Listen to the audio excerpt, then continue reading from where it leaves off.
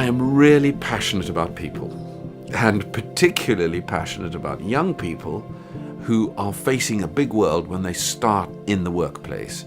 And what I'd really like to do is to be able to draw alongside them and for them to understand that there is one Lord who is calling us to different places, but is energizing us and empowering us.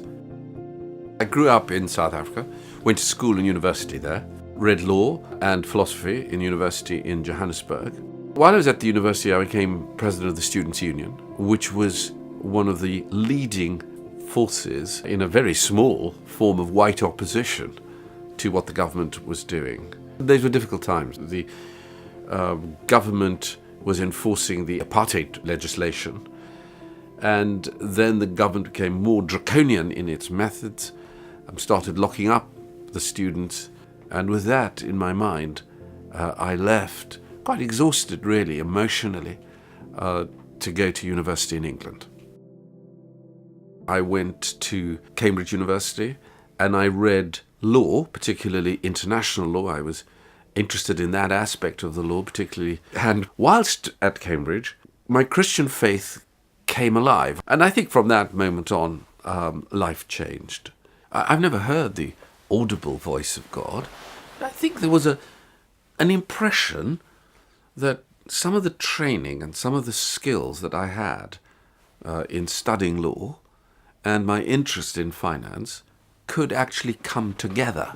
And the best way, seemed to me at that stage, was to look at what was then known as merchant banking, which combined an understanding of corporations and how they work with a financial element that is usually absent from the law.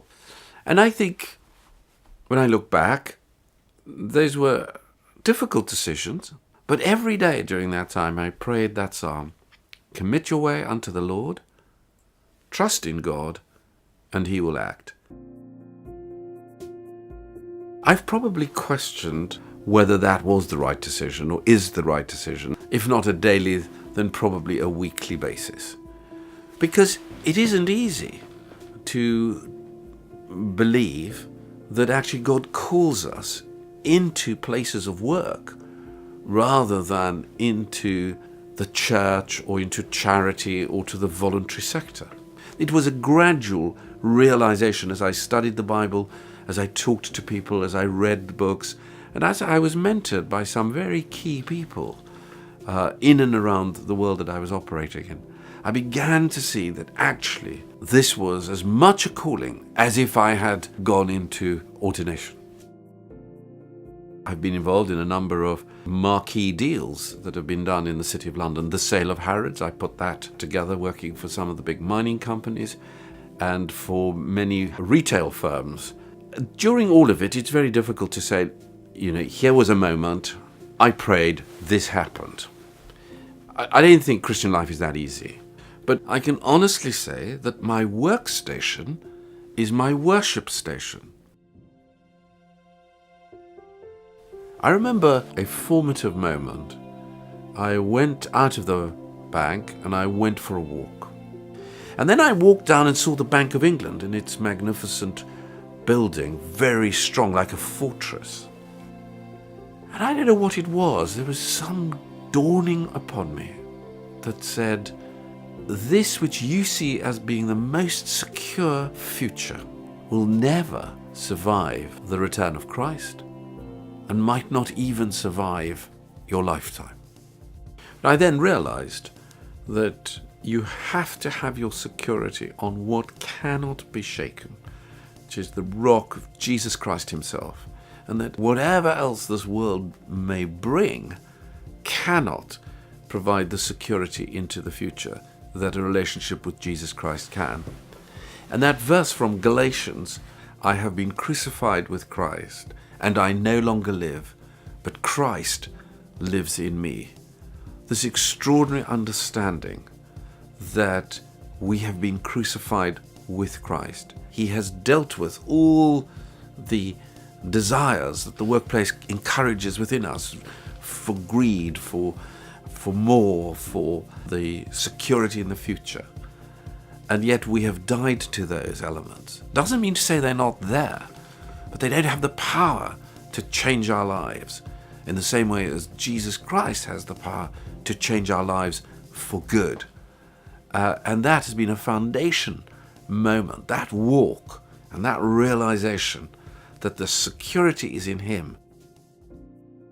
Many people asked me, is God really interested in my work? In the early parts of my working life, I don't suppose I thought God was particularly interested in what I was doing. And we had a lot of things to do, like running the world. Whether He was really interested in me at my workplace. I kind of felt, I suppose, that, you know what, it gives you skills, it gives you strength, it gives you gifts, it says get on with it. But I've subsequently realized that's really a defective reading of the New Testament.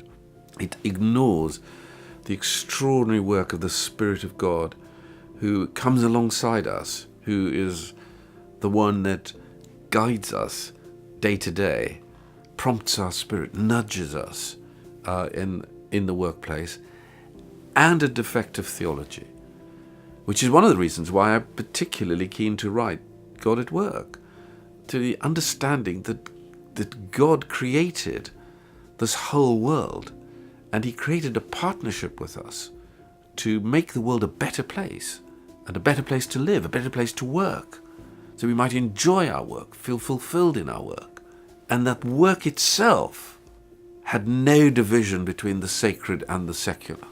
To be a bishop or to be a banker, in the sight of God, there's no difference. And that realization was transforming, because that's the realization that liberates you to say, yes, what I'm doing today, I'm doing for the glory of God, if I do it to the best of my ability, and the Spirit of God is there to help me on that way. There is a building in London called the Royal Exchange. It stands, dominates the city of London.